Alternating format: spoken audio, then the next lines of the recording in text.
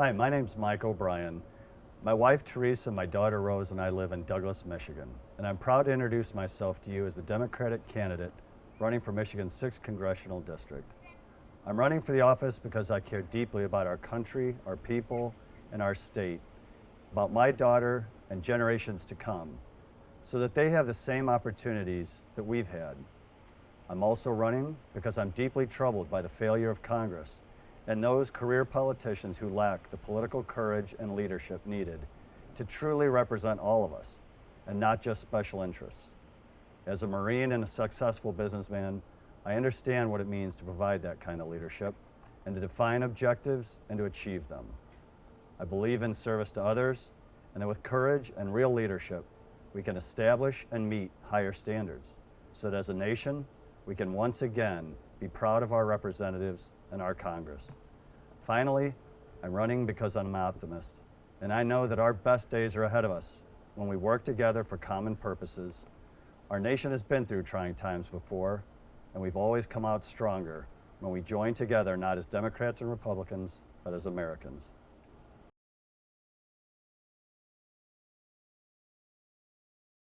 We can transform our economy from spending to investing by establishing a fair and balanced tax policy where everyone and every corporation pays their fair share as responsible participants in the greatest nation on earth.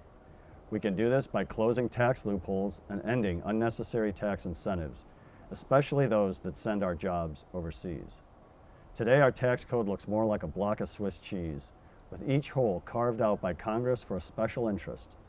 The system is completely out of balance if some large and profitable corporations avoid paying any taxes, while small and mid-sized companies fight to stay profitable. As we all know, it is the small and mid-sized companies and their workers who power our economy. I believe that there are meaningful reforms that can be made to lower certain corporate rates once these loopholes are closed. With respect to individual rates, I believe that we should maintain our current three-tiered system, eliminate most loopholes, and ensure that everyone pays their fair share. One thing we know for sure, trickle-down economics has never worked. It is time to move past it and act like sensible adults to create a tax policy that rewards hard work and fair play from all of us as Americans.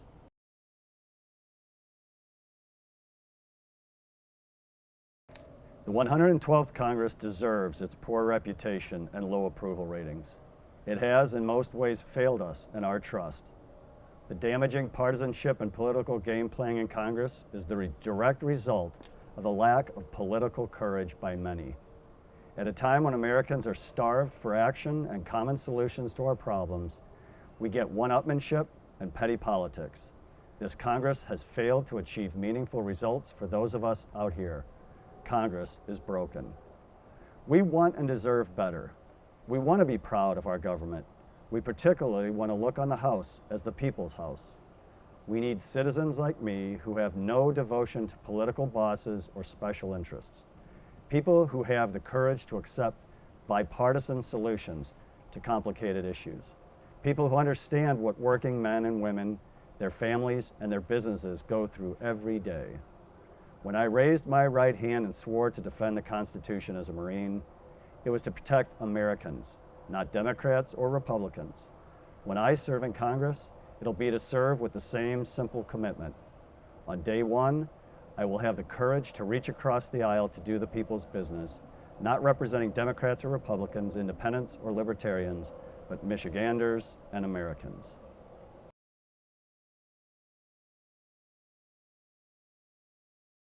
Congress has to work to cut costs in the healthcare system, and our President's health care plan is a first step in the right direction. The Affordable Care Act expands access to care for people who previously couldn't get health insurance due to pre-existing conditions. Now young people can get health insurance coverage through their parents' plan. Coverage is expanding and will expand as the law is fully implemented. We must work to enhance and strengthen the law, not dismantle it. Medicare is our nation's promise to those who worked hard, raised families, and paid taxes. Nothing is more important than ensuring our nation's current and future seniors can live in dignity. That's why I oppose the Ryan budget and Republican plans to end Medicare as we know it. Privatizing Medicare will only drive up out-of-pocket costs for enrollees, the folks that need it most.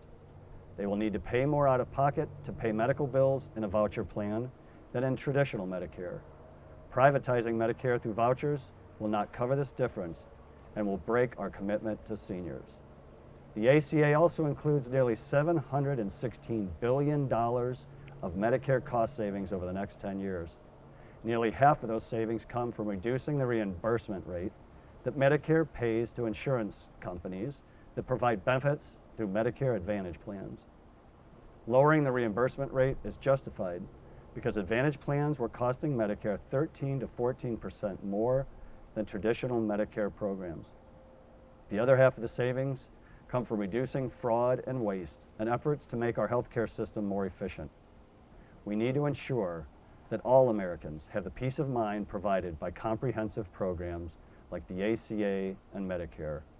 There's more work to be done to ensure these programs are the best that they can be, and I look forward to providing the leadership to ensure that we get the job done.